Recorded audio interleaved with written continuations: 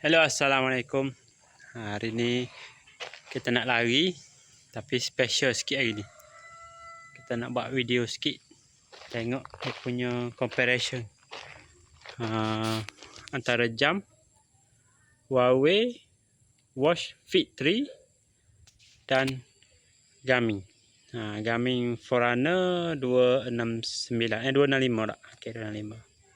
Kita tengoklah dia punya comparison hari ni. Dari mana dari segi HR, dari mana dari segi Mac dia dan apa-apalah yang berbeza. Okey, jom kita start lagi. Kita berada di kilometer pertama.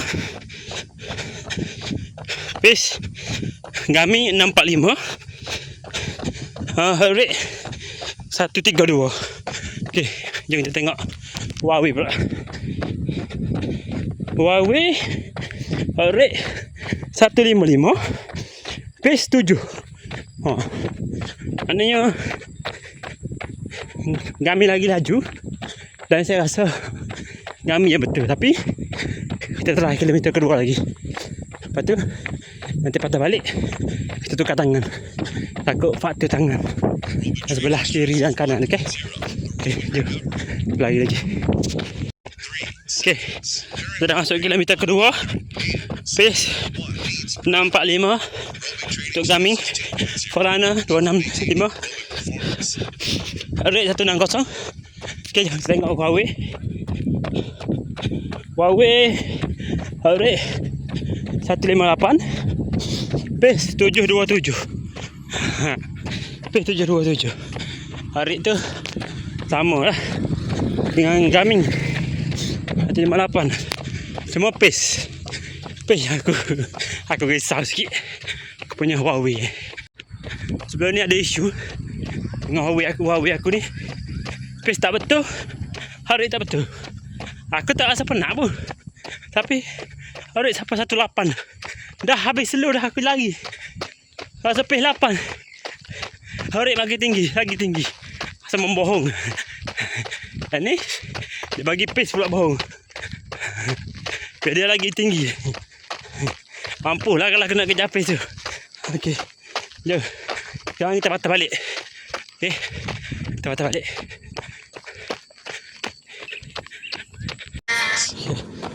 Kita tengok Huawei.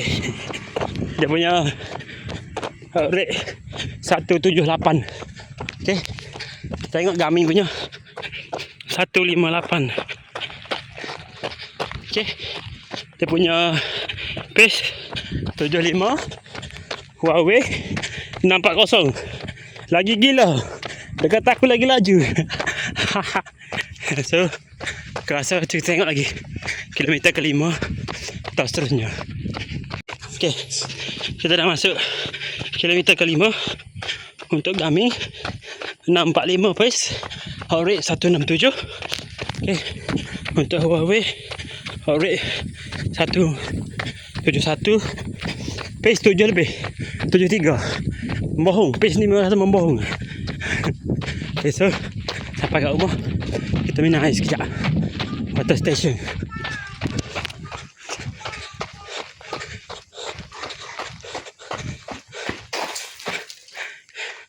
Okay, kita minum air sekejap.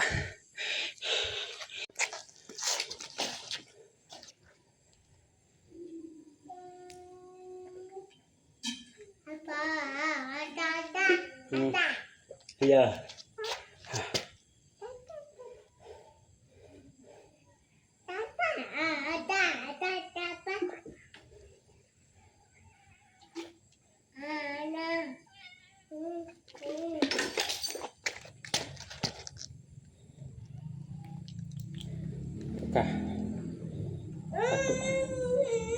Nadi mempengaruhi.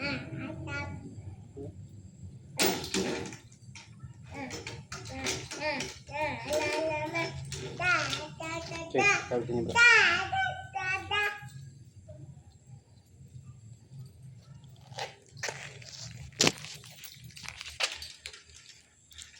Okey, jom kita sambung.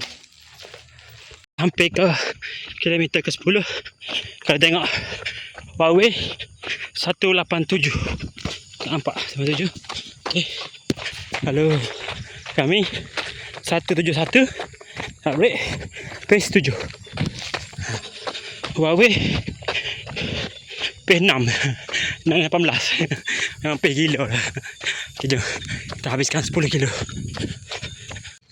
Okay geng, settle 10 kilo tarian. Jadi apa yang kita boleh simpulkan,